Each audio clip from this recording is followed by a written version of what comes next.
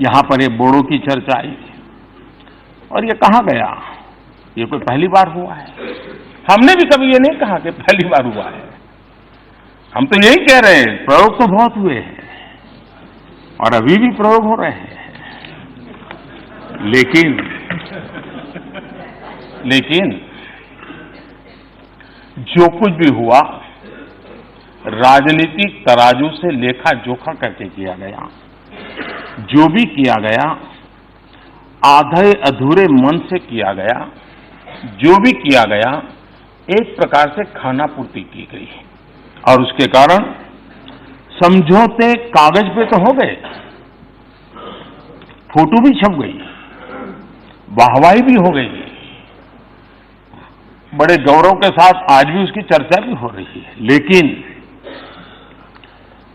कागज पे किए गए समझौतों से इतने सालों के बाद भी बोडो समस्या का समाधान नहीं हुआ। 4000 से ज्यादा निर्दोष लोग मौत के घाट उतारे गए। अनेक प्रकार की एक्सटॉर्शन, 50 प्रकार की बीमारियां समाज जीवन को जो संकट में डाले ऐसी होती चली गई। इस बार जो समझौता हुआ है वो एक प्रकार से नॉर्थ ईस्ट के लिए भी और देश में आर्म्स और हिंसा में विश्वास करने वालों के लिए एक संदेश देने वाली घटनाएं हैं।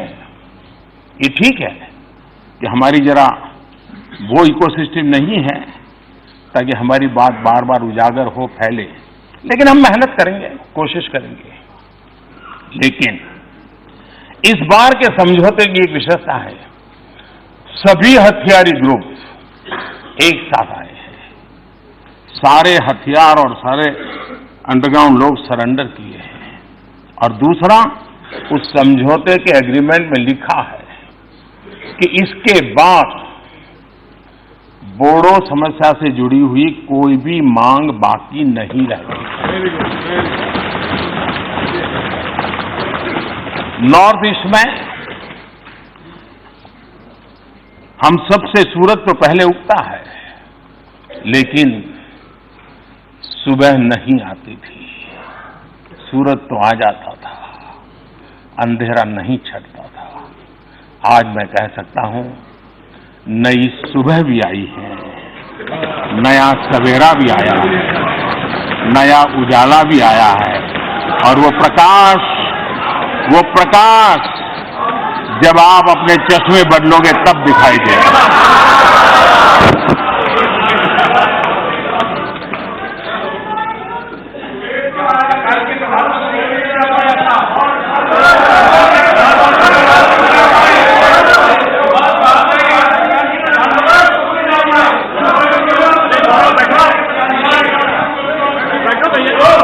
मैं आपका बहुत आभारी हूं ताकि बोलने के लिए बीच में मुझे आप विराम दे रहे हैं।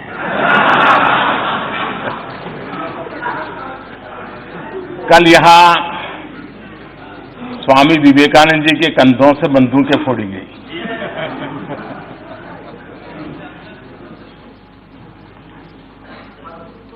आपने उसको रिकॉर्ड पर से निकाल दिया है, इसलिए मैं उल्लेख तो नहीं करूंगा, लेकिन मुझे एक पुरानी एक छोटी सी कथा याद आती है।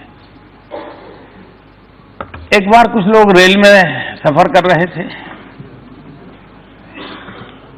और जब रेल में सफर कर रहे थे तो रेल जैसे गति पकड़ती थी, पटरी में से आवाज आती है, हम सब जानते हैं, सबका अनुभव है। तो वहां बैठे हुए एक संत महात्मा थे। उन्होंने कहा, देखो पटरी में से कैसी आवाज आ रही है। ये निर्जीव पटरी भी हमें कह रही है, प्रभु कर दे बेड़ा पार। बोले देखो यही आवाज आ रही, सुनो, प्रभु कर दे बेड़ा पार। तो दूसरे संत ने कहा, नहीं यार, मैंने सुना, मुझे तो सुनाई दे रहा है, प्रभु तेरी लीला अपरंपार, प्रभु तेरी लीला अपरंपार। तो वहां एक मौलवी जी बैठे थे। उन्होंने कहा, अरे भाई मुझे तो सुनाई दे रहा है दूसरा। इन संतों ने कहा, भाई आपको क्या सुनाई दे रहा है? तो उन्होंने कहा, मुझे सुनाई दे रहा है ये अल्लाह तेरी रहमत, ये अल्लाह तेरी रहमत। तो वहां एक पहलवान बैठे थे, उन्होंने कहा मुझे भी सुनाई दे रहा है। तो पहलवान ने कहा मुझे सुनाई दे रहा है, खा रबड़ी कर कसरत, खा रबड़ी कर कसरत।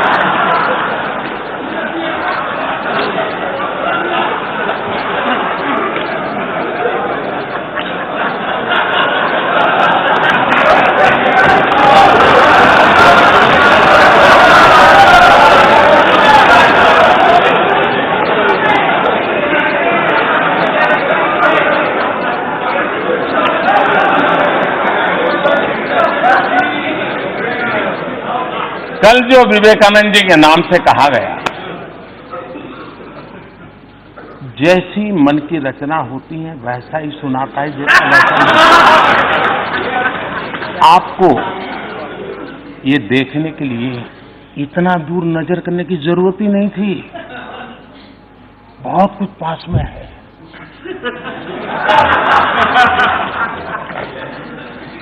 अपने लोगों को कहिए कि स्वामी जी से आप ना करें। यही मैं कहता कि वो योगी थे, अभी भी कहता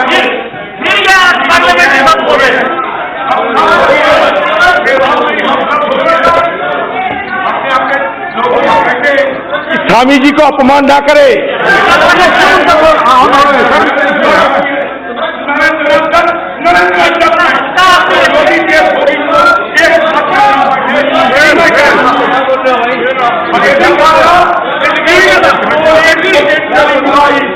माननीय मत करो, माननीय सर, माननीय ये सुरेश जी क्यों हंस रहे हैं जी? हाँ? कोई राज है भाई? सुरेश जी कभी आपका भी मौका आएगा, इतना जल्दी मत।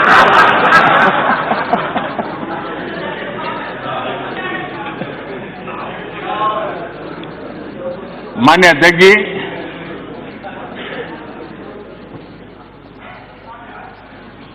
यहां किसानों के विषय में भी बातचीत हुई है। बहुत से महत्वपूर्ण काम और बहुत से नए तरीके से, नई सोच के साथ पिछले दिनों किया गया है और माननीय राष्ट्रपति जी ने अपने अभिभाषण में उसका जिक्र भी किया है। लेकिन जिस प्रकार से यहां चर्चा करने का प्रयास हुआ है, मैं नहीं जानता वो अज्ञानवश है कि जानबूझ करते हैं, क्योंकि कुछ चीजें ऐसी हैं अगर जानकारियां होती तो शायद हम ऐसा न करते। हम जानते हैं कि 1.5 गुना एमएसपी करने वाला विषय है, कितने लंबे समय से अटका हुआ था, हमारे समय का नहीं था, पहले से था। लेकिन ये किसानों के प्रति हमारी जिम्मेवारी थी कि उस काम को भी हमने पूरा कर दिया। मैं हैरान हूं, सिंचाई योजनाएं 80-90% धन खर्चे करके 20-20 साल से पड़ी हुई थी, कोई पूछने वाला नहीं था। फोटो निकलवा दी, बस काम हो गया। हमको करीब 99 ऐसी योजनाओं को हाथ लगाना पड़ा, 1 लाख करोड़ रुपए से ज्यादा खर्च करके उनको उसके लॉजिकल एंड तक ले गए और अब किसानों को उसका फायदा होना शुरू हुआ।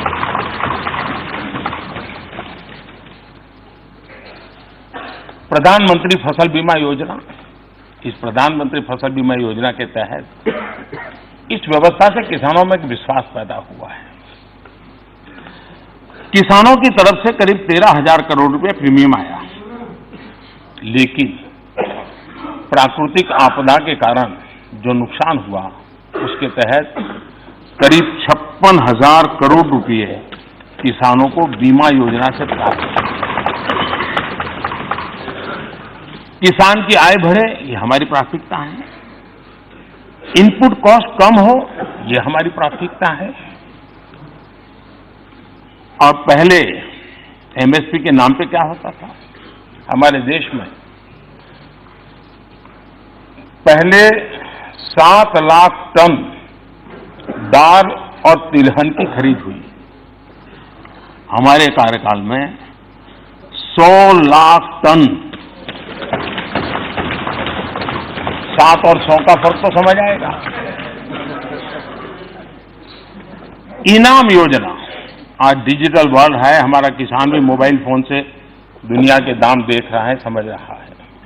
इनाम योजना के नाते किसान अपना बाजार में माल बेच सके, उस योजना को लिया हमने।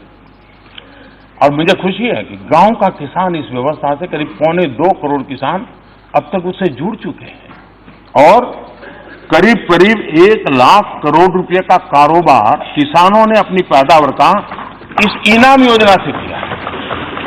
टेक्नोलॉजी का उपयोग किया है हमने। किसान क्रेडिट कार्ड का विस्तार हो, उसके साथ साथ एलाइड एक्टिविटीज, चाहे पशुपालन हो, मछली पालन हो, मुर्गी पालन हो, सौर ऊर्जा की तरफ जाने का प्रयास हो, सोलार पंप की बात हो, ऐसे नए अनेक चीजें जोड़ी हैं जिसके कारण आज उसकी आर्थिक स्थिति में भी एक बहुत बड़ा बदलाव आया है। 2014 में हमारे आने से पहले कृषि मंत्रालय का बजट 27,000 करोड़ रुपए था। अब ये बढ़कर के 5 गुना, 27,000 करोड़ था, बढ़कर के 5 गुना और लगभग 1.5 लाख करोड़ हमने पहुंचाया।